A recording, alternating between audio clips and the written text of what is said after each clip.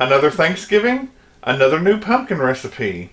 We're making old-fashioned soft pumpkin cookies today, just like Grandma used to make.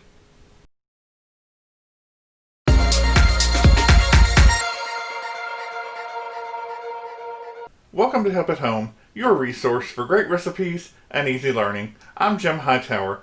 Today we're making old-fashioned soft pumpkin cookies, just like Grandma used to make.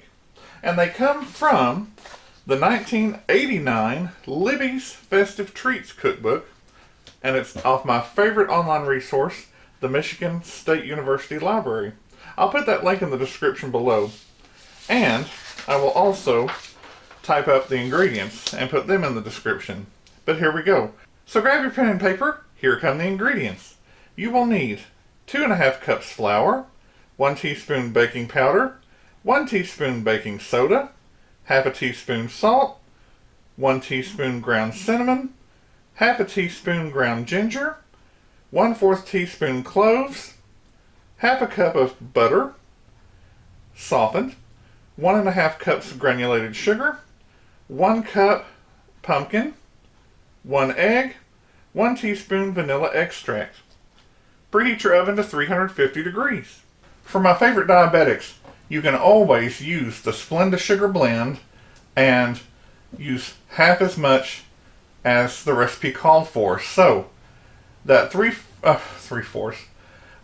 1.5 cups of sugar becomes 3/4 cup of Splenda sugar blend.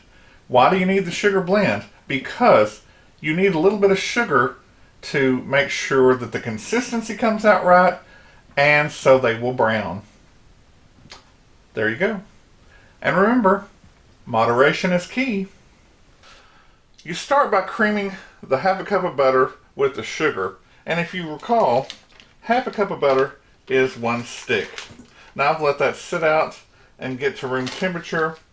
You could put it in the microwave for 10 seconds at a time just to soften it, but you don't want it melted. Also, I thought I would tell you that I changed the recipe ingredients just a little bit for my liking. It called for the 1 teaspoon of cinnamon, half a teaspoon of nutmeg, and that was it. Now, I took the spices from the Libby No-Fail pumpkin pie, which are 1 teaspoon cinnamon, half a teaspoon ground ginger, and 1/4 teaspoon of cloves. Now, the reason I did that is nutmeg is such a strong spice. And Julia Child said it best. She said, you don't want to take a bite of something and go, oh, nutmeg, because it'll burn your tongue off. When I first made the cookies with the nutmeg, I couldn't eat them. So, if you like a big kick, you can go for the nutmeg. If not, follow with me. And also, the cloves. The cloves have a big kick too. That's why they use 1/4 teaspoon. So, if you don't want cloves, you can take that out too. But I liked it. So, let's get going. I've got my scraping paddle attachment. And remember, it squeaks a little bit till things get wet in here. And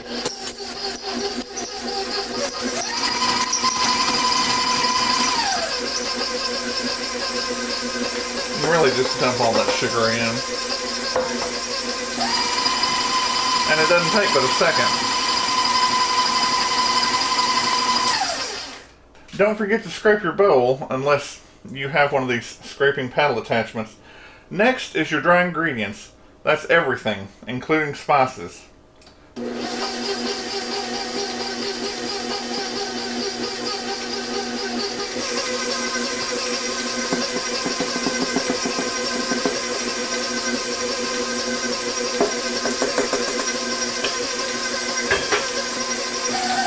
Let that go a second.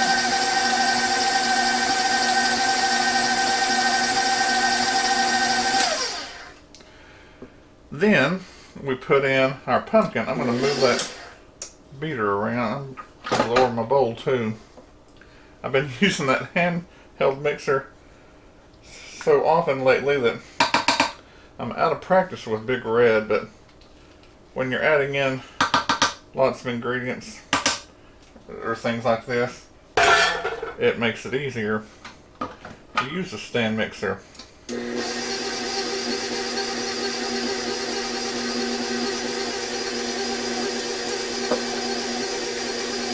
And also add my egg at that point.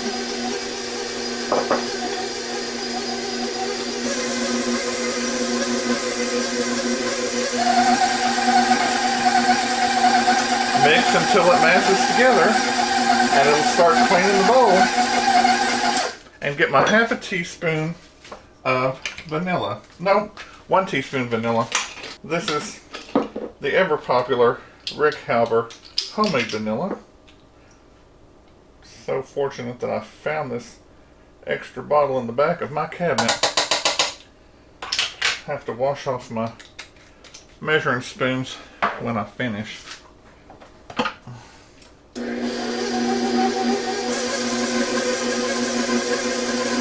Let it stir a second, then mix it a little faster.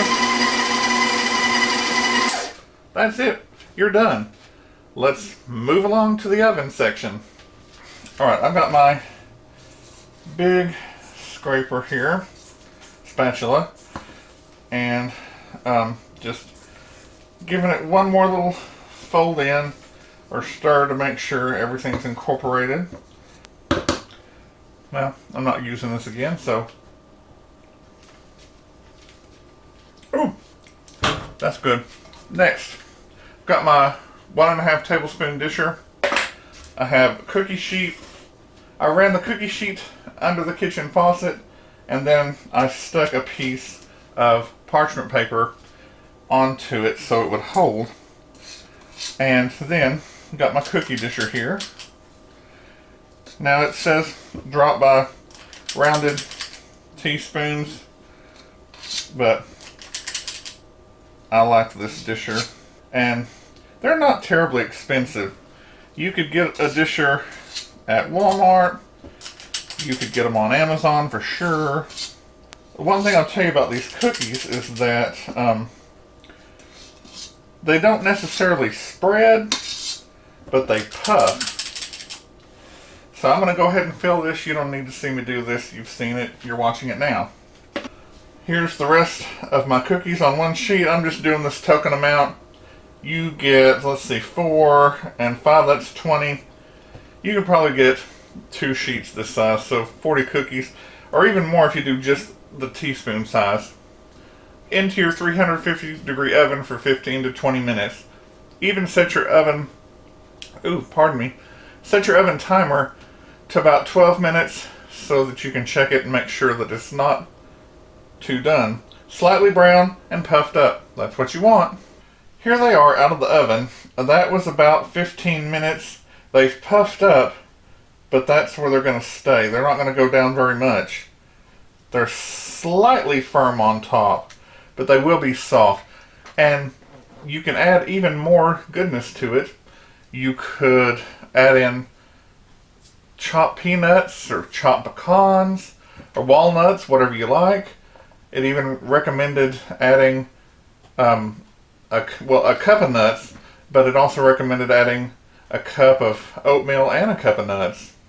So if you're nutty about your oatmeal cookies, add pumpkin. Let these cool for about 4 minutes or 5 on the cookie sheet. Then move them to the cooling rack because they need to set. And if you try to get them right away, they will fall apart, just like most hot breads. It's been 5 minutes and the pan's cooled enough for me to touch it. And I'm going to put the cookies onto the cooling rack. Remember, you want to get your thinnest spatula here so you don't tear up your cookies. I'm surprised.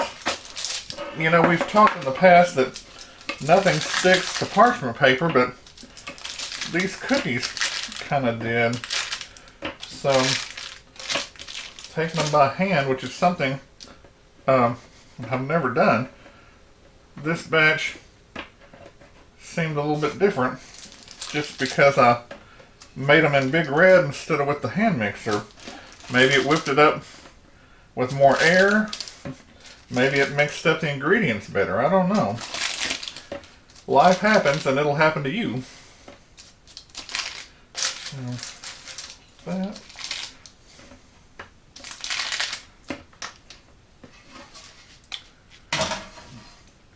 I'm going to take this little edge off that's fallen, and I'm going to taste it.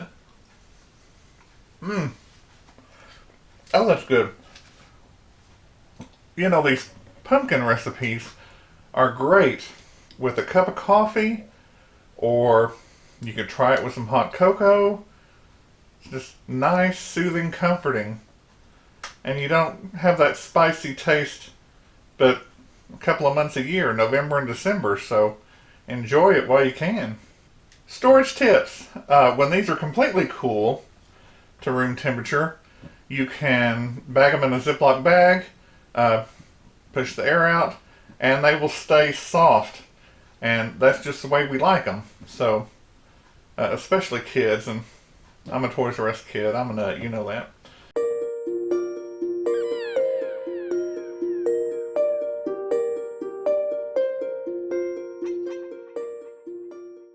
If you like this recipe for old-fashioned, soft pumpkin cookies, give it a thumbs up. Subscribe and share with your friends who like to cook or just want to learn how. Drop me a line in the comments below about your experiences with this recipe or what else you'd like to see in the kitchen. Click the bell in the top right-hand corner for notifications. I'm Jim Hightower, and remember, everyone needs help, even me. Enjoy and be well.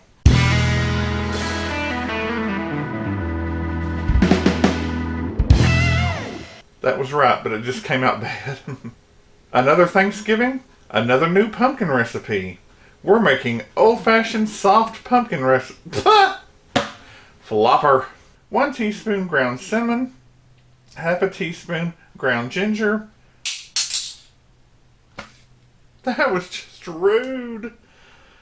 My lens cap fell off. And they come out of my favorite, actually, flopper. Come on. Flopper. So, if you like... I'm a nut.